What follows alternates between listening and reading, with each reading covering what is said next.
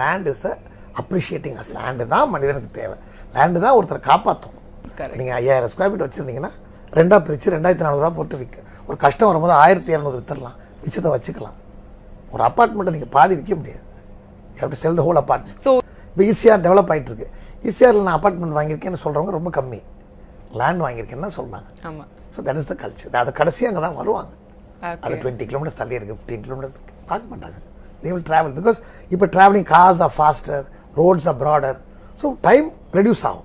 5 to 10 minutes travel பண்ணுறது 5 minutesலேயே போயிடுவாங்க. So அதுக்கு வழி கண்டுபிடிச்சிருவாங்க. Travelling fast. சில பேர் சொல்கிறாங்க half an hour என்னங்க, half an hour போகிறது என்னங்க தப்பு அப்படிம்பாங்க. அப்படி அப்புறம் 1 hourம்பாங்க. செங்கல்பட்டு ஓகேம்பாங்க. இதெல்லாம் காலத்தில் வந்துடும். லேண்ட் அல்டிமேட்டில் லேண்ட் இஸ் த வின்னருங்க. ப்ளஸ் இன்னொரு விஷயம் என்னென்னா, பை நேச்சர் மண் வந்து ஒரு அப்ரிஷியேட்டிங் அசெட். கன்ஸ்ட்ரக்ஷன் பில்டிங் வந்து ஒரு டெப்ரிஷியேட்டிங் அசெட். கரெக்ட்.